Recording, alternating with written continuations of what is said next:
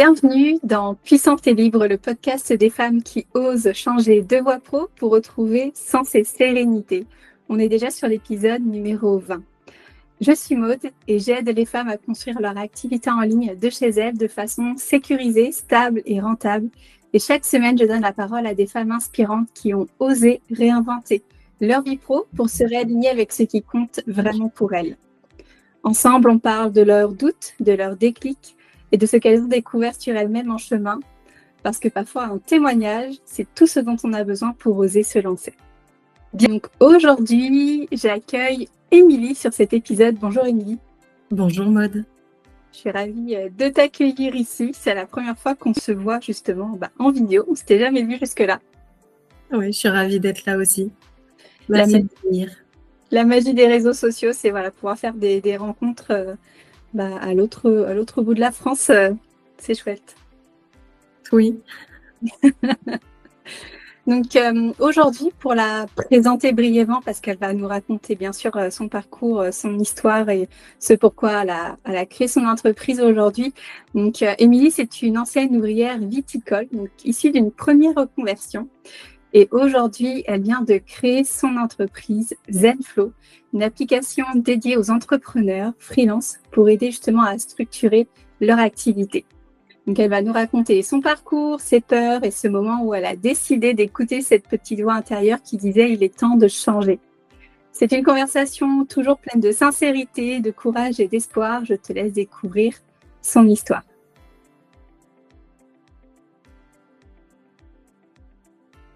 Donc, Émilie, première question pour toi, si on se replonge un peu dans ton avant. Raconte-moi, raconte-nous, c'était quoi ton quotidien à ce moment-là ? Avant, j'avais une vie assez classique finalement. Un travail, des responsabilités, une routine bien installée. Et ces dernières années, j'ai appris un nouveau métier depuis plus de 6 ans autour de la viticulture. C'était déjà une reconversion. Je suis issue du commerce à l'origine et puis c'était une expérience hyper enrichissante. J'ai découvert tout un métier, un univers avec les différents travaux de la vigne, des processus de transformation du produit et le suivi des équipes. Mais avec le temps, une fois que j'avais fait le tour, c'est devenu trop routinier pour moi. Et même si de l'extérieur, à la fin, tout semblait normal, à l'intérieur, je sentais qu'il me manquait quelque chose. Et j'avais l'impression un peu de me gâcher, de ne pas exploiter tout mon potentiel. Et un peu comme si j'avais un moteur hyper puissant, mais que je roulais sur une route beaucoup trop étroite. Et si tu pouvais mettre justement des mots sur ça, qu'est-ce que vraiment, au fond de toi, qu'est-ce qui vibrait plus pour toi à ce moment-là ? Qu'est-ce qui a fait que tu as ressenti ça ? Il n'y a pas eu forcément de grands drames extérieurs, mais c'était plutôt quelque chose de profond intérieurement qui me faisait sentir que j'étais plus du tout à ma place et que j'avais besoin d'autre chose. Et au début, je pense comme beaucoup de personnes, j'ai essayé de l'ignorer en se disant « il faut que », pas le choix. Et avec le temps, ce ressenti, il est devenu beaucoup trop fort, trop présent. Et en fait, c'est devenu impossible de l'ignorer parce que la réalité, c'est que ton corps s'en mêle et te rappelle à l'ordre. Ouais. Justement, est-ce que tu peux nous raconter s'il y a eu un jour, un détail, un moment où tu t'es dit justement là tu peux plus continuer, là tu parles de ton corps. Et qu'est-ce qui a pu se passer pour te dire ok, ça, stop, j'arrête complètement. C'est-à-dire de là à se dire, alors, peut-être pas démissionner, mais de se dire ok, faut vraiment que j'arrête ce job et que je me consacre à autre chose.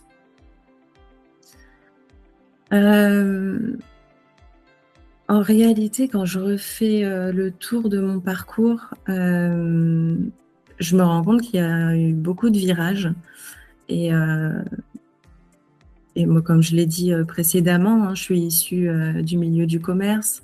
Quand j'ai changé de région, j'y suis retournée pour une courte durée et dans un contexte un peu différent, plutôt en boutique, alors qu'à l'origine, j'étais plutôt orientée terrain. Et assez vite, je me suis rendu compte que c'était devenu ouais, trop, voilà, trop de routine, un peu comme je l'ai ressenti là assez récemment. Et j'avais besoin de mouvement et à la fois de réflexion, de me sentir stimulée de nouveau. Mm. Et c'est à ce moment-là que je me suis intéressée au monde de la vigne. J'étais dans une période où j'avais besoin de me recentrer.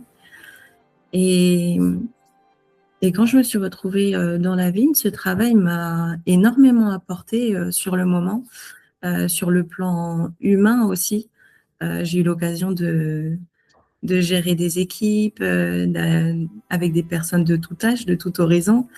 Donc, tu découvres plein de choses et plein de profils différents.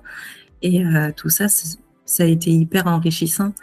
Et sur le plan technique aussi, parce que c'était un univers totalement nouveau pour moi.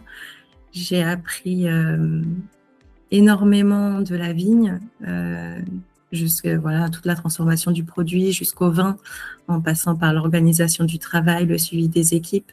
Donc tout ça, c'était top et j'en retiens beaucoup de positifs. Mm. Et à la fois, c'est un métier qui est hyper physique. Donc, je me suis beaucoup donné, beaucoup dépensé. J'ai repoussé mes limites, mais parce que je le voulais, hein, que je me mettais des objectifs hyper importants. Mais paradoxalement, ça m'a aussi permis de poser le cerveau, de prendre du recul et de réfléchir à ce que je voulais vraiment pour la suite. En rentrant dans ce milieu, je savais que c'était temporaire. Mm. Et avec le temps, je sais que cette expérience elle fait partie de mon chemin. C'était nécessaire, mais que c'était pas ma destination finale. Mm. Voilà. Donc, c'est là que je me suis posé la vraie question. Est-ce que je veux continuer à suivre des chemins déjà tout tracés? Est-ce que j'ai envie de créer quelque chose qui me ressemble vraiment? Et je crois qu'en fait, j'ai besoin de me mettre toujours un peu en difficulté, en danger, pour que ce soit totalement stimulant pour moi. Mm. Et du coup, comment ça s'est passé concrètement? Donc, est-ce que tu as vraiment commencé cette réflexion alors que tu étais encore en poste, ou est-ce que tu as eu besoin de quitter ce métier pour vraiment faire le point? Comment ça s'est passé du coup à ce moment-là? Et du coup, comment tu as quitté ce travail? Est-ce que tu as fait une démission, une rupture conventionnelle? Ouais, est-ce que tu peux nous expliquer un petit peu comment ça s'est passé à ce niveau-là? Alors, j'ai commencé à réfléchir déjà en étant dans ce travail. Mm.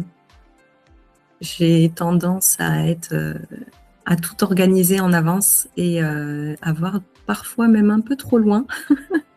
Donc non, j'avais besoin de me structurer et de savoir ce que j'allais faire ensuite, parce que malgré tout, même si j'ai besoin de me mettre en danger, j'ai quand même ce côté où j'ai besoin de sécurité. J'ai une famille, des enfants, voilà, comme tous, donc je peux pas non plus faire le grand saut et partir à l'aventure. En tout cas, ça me ressemble pas. Mm. Et du coup, non, j'avais un employeur qui était vraiment top pour ça, parce que je leur en ai fait part. On a eu de longues discussions et là-dessus, on s'est mis d'accord et on a pu faire une rupture conventionnelle. Ok, ça marche. Donc là, tu quittes cet emploi. Donc là, tu touches le chômage, j'imagine, à ce moment-là. Pas encore, parce que c'est très récent, hein, ça date de février Ok, 2026. ok. Donc c'est tout récent, c'est tout frais. C'est En ça. tout cas, Merci déjà de nous partager ça. Au moment où, là, comme c'est tout frais, donc c'est vrai que les émotions, du coup, vont être là. Voilà, quels ont été justement tes doutes, tes peurs au moment de dire, OK, ça y est, je pars et je me lance dans un nouveau projet? Le plus difficile, alors c'est pas de savoir qu'on veut changer parce que ça, je crois on le sent au plus profond de nous-mêmes, mais c'est surtout d'accepter les doutes et l'incertitude. Quand on quitte un cadre stable et hyper sécurisant, on quitte aussi tous ses repères et on se demande du coup si on fait le bon choix, si on ne prend pas un risque beaucoup trop grand. Mais avec le recul, je me suis rendu compte que ce qui me faisait le plus peur, c'était pas d'échouer, mais c'était de rester toujours au même endroit toute ma vie, alors que je savais que j'avais besoin d'autre chose, de plus. Et, et ça, pour moi, c'était inenvisageable. Ouais, je vois ce que tu veux dire. Ouais, carrément. Est-ce que tu te sens comprise par ton entourage dans cette transition entre Euh, salarié et salariat? au, dé- Au début, pas forcément. Je pense quand on traverse ce genre de période, il y a toujours une part de solitude et les personnes autour de vous veulent souvent aussi nous protéger, hein, et nous ramènent vers la sécurité, vers ce qu'on connaît tous, pardon. Et parfois, quand on ressent cet appel au changement, c'est quelque chose de très intérieur. C'est pas toujours facile à expliquer.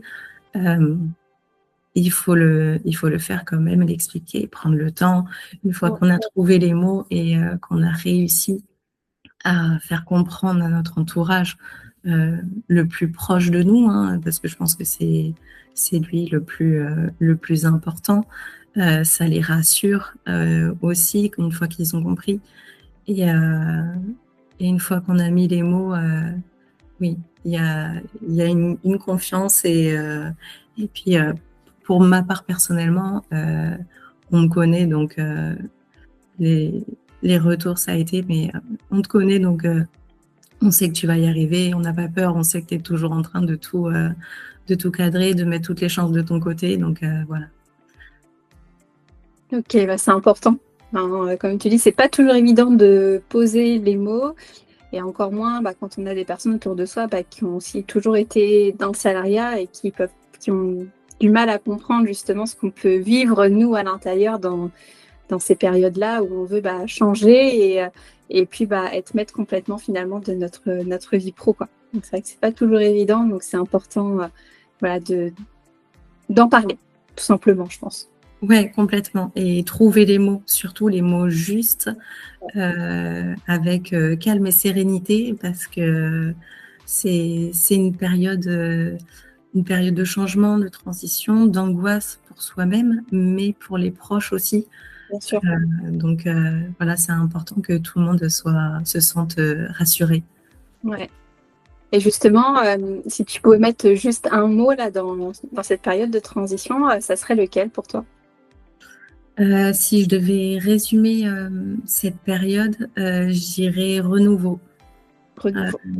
Ouais, j'avais vraiment l'impression qu'une partie de moi devait s'effacer pour laisser place à quelque chose de nouveau, plus aligné avec qui je suis aujourd'hui.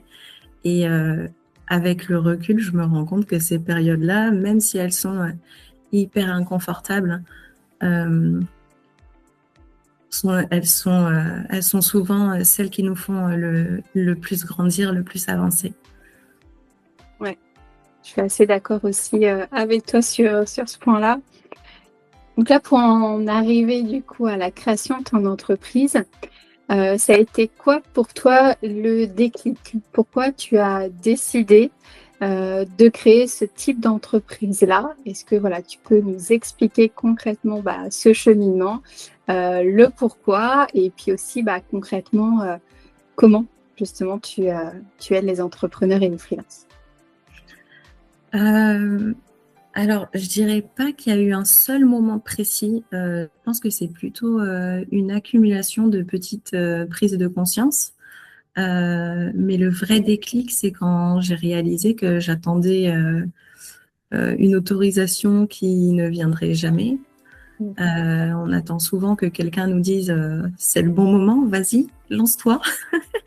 Mais en réalité, ce moment n'arrive jamais, hein. C'est à nous de prendre les choses en main. Il n'y a Et personne qui va bien frapper à la porte en disant ça y est. non, Bah, non, mais puis malgré tout, je pense que c'est peut-être utopique, mais je pense qu'il y a beaucoup de personnes qui attendent qu'il y ait ce moment qui arrive. Euh, mais c'est à chacun de prendre son chemin et sa responsabilité. Et, euh, et à un moment, ouais, j'ai compris que si je voulais que les choses changent, bah, c'était clairement à moi de décider de créer la suite.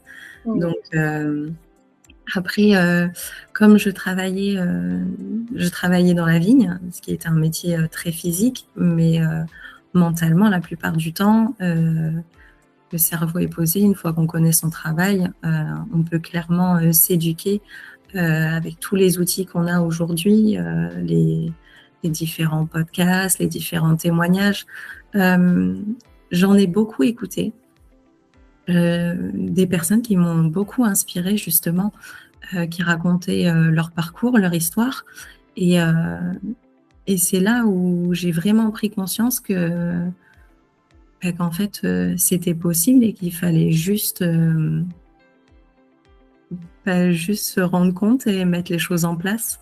Donc, c'est là que ça a vraiment commencé. Je pense que les déclics, oui, ça a été vraiment de faire un peu comme ce qu'on est en train de faire, d'écouter les retours d'expérience de personnes qui se sont lancées. Et donc, pour en revenir concrètement, donc pourquoi avoir créé l'entreprise Zenflow? Oui, alors l'entreprise Zenflow, comme je te disais, moi j'ai beaucoup besoin de structure, d'organisation. J'aime pas me jeter dans le vide sans avoir fait un nombre incalculable, voilà, de possibilités. J'ai besoin de tout comparer et du coup j'ai commencé à créer. C'était un premier projet. Et en fait, ce projet, un jour, il a basculé parce que en le créant, il me manquait des outils. Et donc Zenflow, c'est l'outil que j'aurais aimé avoir au moment où j'étais en train de penser à ma reconversion. Donc justement pour aider les auto-entrepreneurs, les freelances à créer et à structurer leur activité.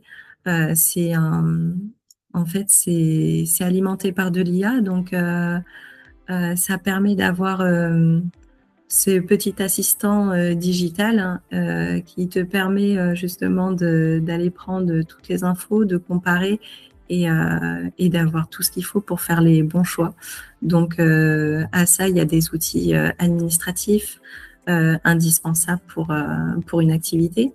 Donc tout ce qui est devis, facture, relance, parce qu'on travaille beaucoup sur l'automatisation aussi de l'outil, l'organisation, les objectifs. Voilà, donc il y a tout un tas d'outils, un calendrier. Et je voulais surtout que cet outil, parce que quand je l'ai créé, j'en ai parlé, donc ça permet d'avoir déjà des retours où les personnes posent des questions et on se dit, bon, cet outil, il faut qu'il soit ultra simple et surtout qu'il puisse être accessible aux personnes qui sont non issues de la tech. Donc voilà, pour qu'un maçon, un plombier ou peu importe le corps de métier soit capable de l'utiliser et que ce soit relativement simple. Voilà. Okay. Ça marche. En tout cas, une nouveauté voilà, qui arrive. Donc, pour l'instant, comme c'est assez frais, il n'y a pas encore ton site peut-être en ligne ou voilà, quelque chose. Pas encore. J'espère que quand ce sera diffusé, il pourra être en ligne. Mais non, ça devrait se faire d'ici quelques semaines. Ok. Après, Oui. dans tous les cas, même si c'est après la diffusion, voilà, tu pourras me partager, partager le lien, je le partagerai en story et aussi voilà, Avec grand plaisir. aussi sur YouTube, voilà, pour toutes les personnes que ça intéresse et qui pensent que voilà, ça pourrait peut-être les aider au quotidien. Donc, avec Oui, grand bien sûr. plaisir. Est-ce que tu as ton numéro de Siret aussi là, ou tu l'as pas encore reçu? Si, je l'ai, ça y est. Ça y est. Et tu as ressenti quoi de le recevoir là? Est-ce que ça t'a fait quelque chose? On garde les pieds sur terre.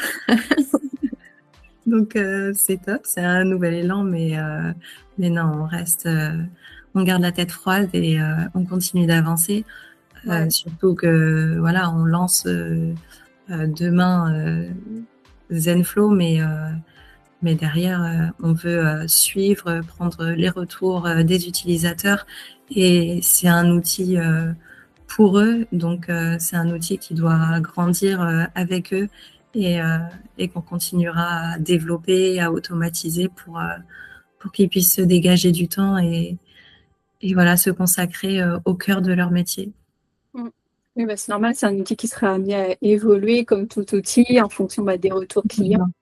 Donc, c'est tout à fait normal. Et puis, de toute façon, c'est comme ça que ça fonctionne aussi aujourd'hui, hein. On est en pleine évolution et les choses changent, bougent.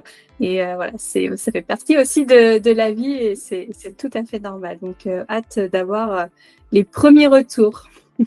C'est ça, j'ai hâte. Trop bien. Donc là, quand tu regardes tout ton chemin là aujourd'hui, donc salarié, cette phase de questionnement, là, l'ouverture de ton entreprise, qu'est-ce que tu ressens? Un immense soulagement parce que mes idées étaient déjà là depuis quelque temps. Je réfléchissais déjà à la suite et je commençais à structurer mes projets. Euh, donc quand j'ai pris ma décision, c'était, comme j'ai dit, c'était pas un saut dans le vide. C'était plutôt l'impression d'avoir enfin le temps et l'espace pour finaliser ce que je portais déjà en moi. Et il y avait aussi une vraie énergie intérieure, une sorte de brasier à l'idée de construire mes projets, de les suivre et de créer quelque chose qui puisse aider d'autres personnes qui sont retrouvées dans ma situation aussi et à avancer sur leur propre chemin. Carrément. Et du coup, qu'est-ce que cette reconversion t'a appris sur toi que peut-être tu n'aurais jamais imaginé? Je pense que cette reconversion m'a appris quelque chose d'essentiel sur moi, c'est ma capacité à m'adapter à tout milieu et à me réinventer. Mm. Euh, Avant, je pensais qu'il fallait suivre un chemin assez linéaire parce que voilà, c'est clairement sécurisant. Et, euh, et avec le temps, j'ai compris que chaque expérience, même celle qui semble être des détours ou des erreurs dans notre parcours, ça nous apprend quelque chose sur nous-mêmes. Et j'ai découvert que j'étais capable d'apprendre de nouveaux univers, de sortir clairement de ma zone de confort et surtout de créer mes propres opportunités. Mm. Et finalement, ça m'a appris à me faire davantage confiance, à écouter mes ressentis quand quelque chose ne me correspondait plus. Mm. C'est important, je pense que tu peux être fière déjà de ce parcours-là, de tout ce que tu as appris, de tout ce que tu as construit. Et puis, voilà, comme on disait précédemment, de toute façon, tu vas évoluer toi aussi. Tu vas sortir, je pense, de plus en plus de ta zone de confort sur sûrement plein de sujets. Et puis, peut-être que si on fait une interview dans un an, on découvrira une nouvelle Émilie. Donc, ça pourrait peut-être être Je intéressant pense. de dire, OK, on se donne rendez-vous dans un an et puis Avec grand plaisir, en perpétuelle évolution. on verra l'évolution d'ici là. Je pense que ça pourrait être trop, trop chouette. Ouais, complètement. Complètement. C'est vrai, hein, de suivre le parcours d'année en année, ouais, c'est top. On va tout faire pour, en tout cas. Ouais, carrément. Du coup, là, on va s'adresser un petit peu plus donc, aux femmes qui nous regardent, qui nous écoutent. Justement, là, tout ce chemin que tu nous as décrit, donc avec un peu de recul, est-ce que tu penses qu'il t'a manqué quelque chose à l'époque? Donc voilà, je donne toujours des exemples du temps, du soutien ou un cadre clair pour savoir par où commencer, parce que beaucoup de femmes aimeraient entreprendre, mais ne savent pas vraiment quoi. Par où commencer justement, vers quoi se tourner? Est-ce que toi, tu penses que tu as manqué quelque chose? Oui, complètement. Avec le recul, je pense que ce qui m'a le plus manqué à cette époque, c'était surtout de la clarté, mais aussi du temps et de l'espace. Voilà, pour pouvoir justement être en pleine réflexion. Et quand on sent qu'on veut changer de direction, on a souvent plein d'idées, plein d'envies, mais on ne sait pas toujours par où commencer, comment s'y prendre, comment structurer tout ça. Et, euh, et on avance un peu seul, on cherche, on teste, on se pose beaucoup de questions.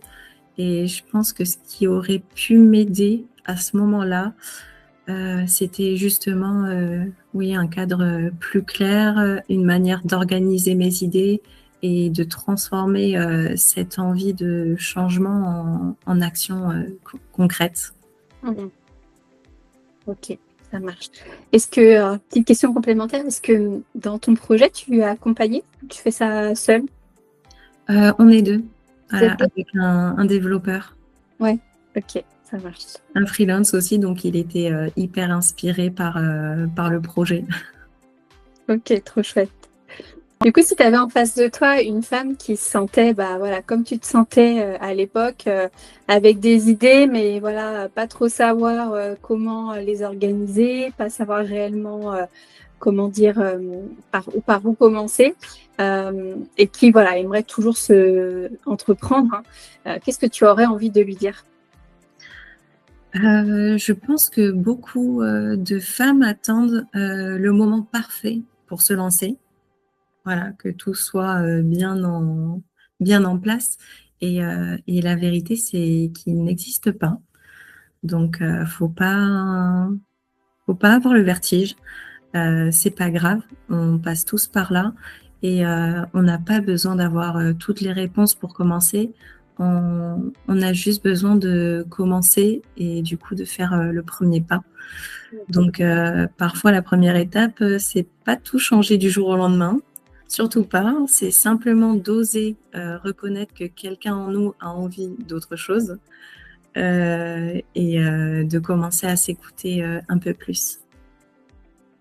Super, merci. J'espère que vous avez bien entendu, mesdames, le message d'Émilie.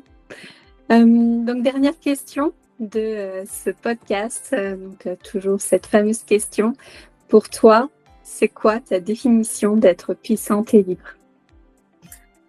Je pense que le vrai risque dans la vie, c'est pas d'échouer, mais de jamais essayer.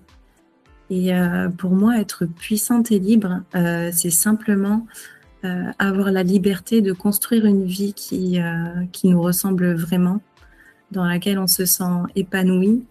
Et au fond, je crois que la vraie puissance, c'est d'oser être aligné avec qui on est. Ok, super. Est-ce que tu aimerais rajouter quelque chose à cette interview ou pas? Ou est-ce que tu penses voilà, avoir transmis tous les messages que tu voulais transmettre? Je pense que j'ai transmis tout ce que j'avais besoin de dire. J'espère que j'ai rien oublié. Et j'espère que ça va pouvoir aider de nombreuses femmes à passer le cap et à se lancer à leur tour. Parce Yes. que c'est top comme expérience. Il faut le vivre. Ouais. Carrément, carrément. Merci pour merci pour ce message. Merci aussi à toi pour ta sortie de zone de confort. C'est un exercice, c'est pas évident. Pourtant, voilà, vous le savez, c'est enregistré, mais malgré tout, voilà, c'est un exercice qui crée un petit peu de stress toujours. Et voilà, c'est tout à fait normal. Donc, félicitations à toi, du coup, Émilie, pour cette sortie de zone de confort, ce partage aussi complètement authentique, sincère, sans détour. Donc voilà, un grand merci. Merci beaucoup, Maud. Merci de m'avoir accueillie et merci de permettre à des personnes de pouvoir s'exprimer sur leur parcours. C'est vraiment top. Merci pour ce que tu fais. Avec plaisir et j'espère vraiment que ça pourra continuer encore très, très, très longtemps et que je pourrai vous partager encore toutes les semaines de nombreux parcours de femmes. Et d'ailleurs, si toi aussi tu as osé changer de voie, tu veux venir raconter ton parcours, tu peux m'écrire directement sur Instagram. Il y aura le lien dans la description.